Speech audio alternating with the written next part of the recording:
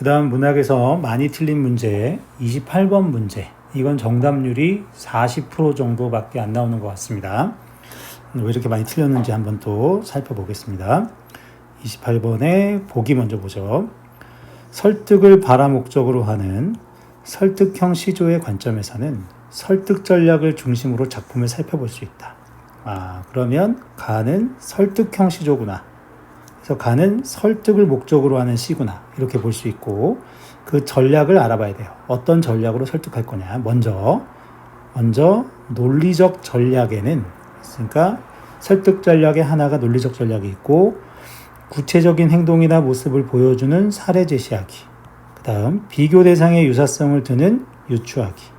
그다음 원인과 결과를 드러내는 인과관계 활용하기 등이 있다. 그래서 논리적 전략에 세 가지가 있는데 사례 제시, 유추하기, 인과관계 활용하기 이렇게 정보를 요약하고 처리하면 안 됩니다. 이게 중요합니다. 그냥 사례가 아니라 구체적 행동, 모습을 보여주는 사례 제시이고 비교하는 대상 간의 유사성을 드는 유추하기이고 원인 결과를 드러내는 인과가 있다. 그 다음요. 두 번째 수사적 전략에는 했어요. 수사적 전략에는 여기서 수사란 표현하고 꾸민다는 뜻입니다. 청자에게 듣는 자에게 권위 있다고 인정을 받는 경전에 기대는 권위에 의존하기. 됐죠? 경전에 기대는 권위에 의존하기. 그 다음에 논의 대상을 흑 아니면 백으로 바라보는 흑백사고 활용하기 등이 있다. 그래서 권위에 의존하기인데 그냥 권위가 아니라 경전에 기대는 거예요. 경전은 결국엔 유교의 종교적인 철학을 담고 있거나 불교의 철학을 담고 있거나 이런 것들을 말하죠. 그렇죠? 책이에요, 책. 책에 기대서 권위에 의존하는 방식으로 설득을 하는 겁니다. 또 흑백의 사고를 활용하는 방식으로 설득을 한다 이랬어요. 그러니까 이렇게 보기를 좀 분석적으로 읽으셔야 여러분이 문제 풀 때 아주 정확하게 잘라낼 수 있고 판단할 수 있습니다.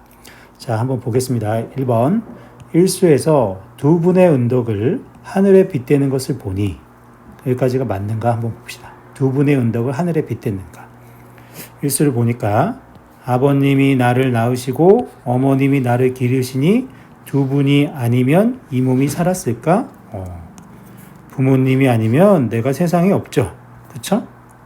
하늘 같은 끝없는 은덕을 어찌다 갚겠느냐 해서 은덕이 하늘과 같다고 빗대어서 표현하고 있어요. 그렇죠? 그래서 두 분의 은덕을 하늘에 빗댔다 맞습니다. 효의 실천을 권유하기 위해 효에 관한 얘기니까 그 은덕을 갚아야 하는 당위성을 말하죠. 너무 커서 어찌 갚을지 모르겠다. 그러니까 열심히 은덕을 갚자. 그러면 효의 실천을 권유한다 라는 건 틀리지 않는데요. 권위에 의존하기 전략을 활용한다고 볼 수 있다. 이 문제는 정말 잘 낸 것 같습니다. 이 권위에 의존하기 전략을 활용한다를 딱 읽는 순간 하늘을 놓고 우리가 사고하는 거죠. 하늘을 가지고만 사고하는 거야. 하늘은 권위가 있지. 절대적 권위를 가졌지. 이렇게 해석을 한단 말이에요. 근데 윗글에 보기에서 말하는 권위란 경전에 기대는 권위에 의존하는 거예요. 다시 한번. 청자에게 권위 있다고 인정을 받는 경전에 기대는 권위에 의존하기인데 여긴 하늘에 빗대어서 그 은덕이 매우 크다는 걸 말하는 거죠. 그렇죠? 그래서 하늘에 빗댄 것이 경전에 기대는 권위에 의존하기는 아니죠. 그러니까 이게 아니고 이 권위는 반드시 보기에 따르면 경전이라는 것에 의존해야 돼요.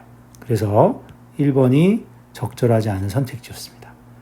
많이 헷갈렸을 겁니다. 그러니까 답이 안 보였을 거예요. 그래서 2, 3, 4, 5번을 고른 선지의 선택 비율이 되게 비슷합니다. 그럼 이제 2, 3, 4, 5도 한번 살펴볼까요? 2번 칠수에 관한 얘기겠죠. 그렇죠? 자, 읽어봅니다. 칠수에서 사람이 효경과 소학을 배워야 이게 경전이에요. 결국엔. 그죠? 이게 경전이라고요. 사람이 효경과 소학을 배워야 어질게 될 것이라고 하는 것을 보니 까지 끊고 만나 봅시다. 너의 아들 효경을 읽더니 얼만큼 배웠냐? 내 아들은 수학을 모레면 마친다. 어느 때 이 두구를 배워 얻을 것을 보겠는가 했습니다. 얻을 것을 보고 싶은 거죠. 언제 내 아들, 네 아들이 이 두구를 배워서 얻을 것을 보겠냐. 그래서 여러분 여기서는요, 이 배워 뒤에 설을 넣어서 해석하면 좀 인과관계로 보는 게 좀 자연스러웠을 겁니다. 여기 보시면 학문의 권장을 강조하기 위해 되죠. 인과관계 활용하기 전략을 활용한다고 볼 수 있겠다. 그래서 소학 효경을 배워서 얻게 된다는 게 인과관계로 되는 거고 맞는 설명이었어요. 되셨죠? 3번 선택지. 팔수에서 옳은 일을 하지 않으면 마소라고 하는 것을 보니 한번 볼까요? 팔수에 마을 사람들아 옳은 일을 하자꾸나 뭐뭐 하자꾸나 청유형입니다. 사람이 되어 나서 옳지 못하면 마소를 갓 고깔 씌워 밥 먹이기나 다르겠냐. 말소의 머리에 고깔을 씌워서 밥을 먹이는 거나 뭐가 다르겠냐. 그러니까 옳은 일을 하면 사람이지만 옳은 일을 하지 않으면 그건 뭐다? 사람이 아니고 짐승이다 라고 말하는 거니까 올바른 행동을 권유하기 위해 흑백사고 활용하기 전략. 흑백사고 가서 확인해 봅니다. 논의 대상을 흑 아니면 백, 사람 아니면 마소. 됐죠? 그래서 옳은 일 안 하면 마소. 그 맞는 설명이었어요. 구수에서 두 손으로 받치고 막대 들고의 행동을 보니 어른 공경을 권유하기 위해 사례 제시하기 전략을 활용한다고 볼 수 있다. 일단 사례 제시하기는 보기에 따르면 구체적 행동이나 모습을 보여주는 거니까 이 행동은 사례 제시하기가 될 건데 두 손으로 받치고 막대 들고가 어른 공경을 권유하는 건가 한번 봅시다. 팔목을 쥐시거든 두 손으로 받치리라. 나갈 때가 계시거든 했으니까 이 주체가 누구겠니? 부모님이겠죠. 또는 어른일 겁니다. 어른에 대해서 어른이 나갈 때가 계시면 막대를 들고 쫓으리라. 왜 막대를 들고 쫓아갈까? 향음주 다 파한 후에 술자리가 다 끝난 후에는 매셔가려 하노라 했으니까 결국 이 두 개의 행동은 뭐죠? 모셔가겠다는 거고 공경하는 것을 말하는 거라고 보면 되죠. 막대를 들고 따라가겠다는 거지 쫓아내겠다는 게 아니었습니다. 그렇죠? 예, 바람직한 행동 이런 것들을 하라고 백성을 가르치는 노래잖아요. 이것도 맞는 설명. 5번 13수에서 내 논 다 메거든 네 논 좀 메워의 모습을 보니 상부상조의 정신을 권장하기 위해 사례 제시하기 전략을 활용한다. 자, 그럼 이제 사례 제시하기는 행동이어야 되죠. 내 논 다 메거든 네 논 좀 메워라 해서 요거 행동과 모습인가? 예, 모습을 보여줬대요. 본문 봅시다. 오늘도 다 샜다. 날 샜다. 호미를 메고 가자꾸다. 뭐 밭에 가겠죠. 논에 가겠죠. 내 논을 다 메면 네 논 좀 메워줄게. 내 거 하고 너 것도 하고 우리 서로 같이 하자.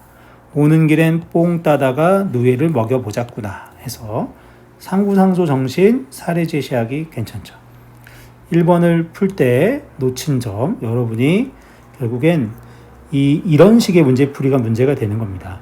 권위라는 단어를 자기가 알고 있는 단어에 권위라고 생각하고 처리하는 거죠. 하늘은 권위 있는 존재지라고 생각하는 건 여러분의 배경 지식이지 보기를 고려해서 풀면 보기에 따르면 권위 있다고 인정을 받는 경전에 기대는 게 권위에 의존하기였어요. 여기서는. 그래서 이 하늘과 연관 지은 건 경전과 무관하다. 그래서 1번이 정답이다. 이렇게 말할 수 있을 것 같아요. 자, 풀어봤습니다.